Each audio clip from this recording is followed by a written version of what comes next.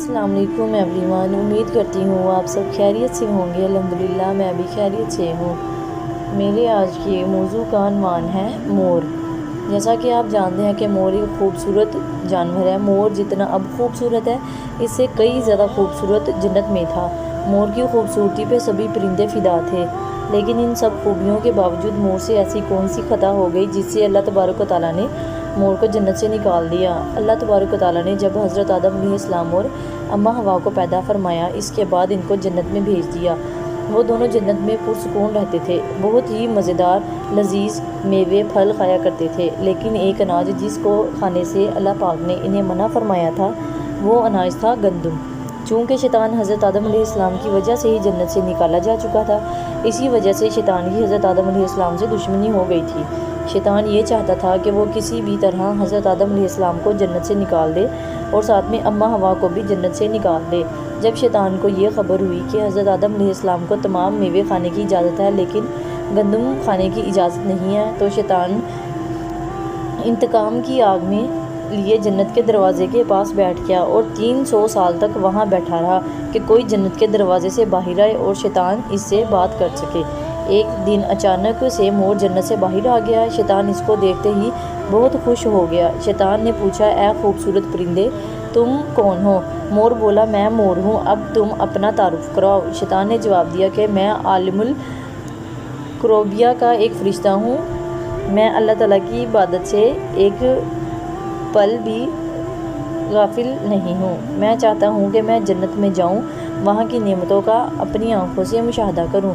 शैतान मोर से कहने लगा कि तुम मुझे जन्नत के अंदर ले जाओ, मैं तुम्हें 3 ऐसी बातें बताऊँगा जिससे तुम्हें अबदी ज़िंदगी हासिल हो जाएगी। तुम्हें बुढ़ापा और बीमारी नहीं आएगी, तुम हमेशा जन्नत में ही रहोगे। शैतान की ये बात सुनकर लालच में आकर मोर ने कहा, कि मुझ में तो इतनी ताकत नहीं है कि मैं तुम्हें जन्नत के अंदर ले जाऊं, लेकिन एक सांप मेरा दोस्त है, वो शायद तुम्हारी मदद कर सके। ये कहकर मोर सांप के पास आया, उसको सारी बात बताई।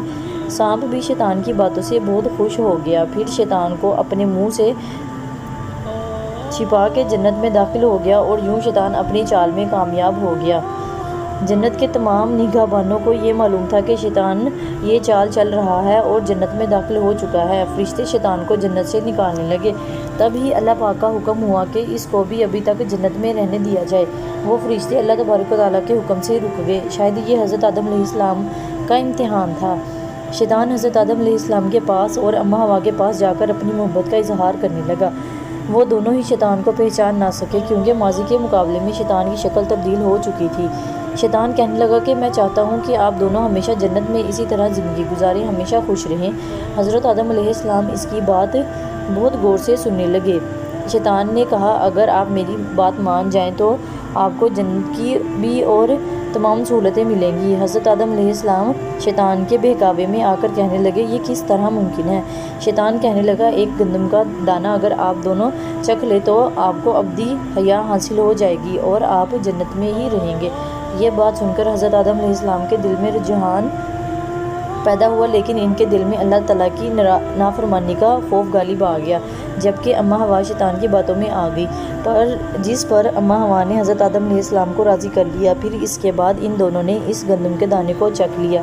जैसे ही गंदम का दाना इनके अंदर गया तो दोनों के सतर वाज़िया हो गए, जिसके बाद दोनों अपने अपने सतर छुपाने लगे और खौफ खुदा से कांपने लगे। इसी दौरान अल्लाह तबारक व तआला ने फरिश्तों को ये हुक्म दिया कि हज़रत आदम अलैहिस्सलाम और अम्मा हवा दोनों को ज़मीन पर उतार दो। हज़रत आदम अलैहिस्सलाम को श्रीलंका के करीब नीचे ज़मीन पे भेज दिया, जबकि अम्मा हवा को जद्दा की सरज़मीन पर उतारा गया। जिन खूबसूरत पैरों से चलकर मोर शैतान को जन्नत के अंदर ले आया था, वही खूबसूरत पाँव अल्लाह पाक ने मोर से ले लिए। सांप जो अपने मुंह में शैतान को छुपा कर लाया था, इसके मुंह की खूबसूरत खुशबू को छीन लिया, इसमें जहर डाल दिया। फिर मोर के साथ साथ सांप को भी जन्नत से निकाल दिया गया।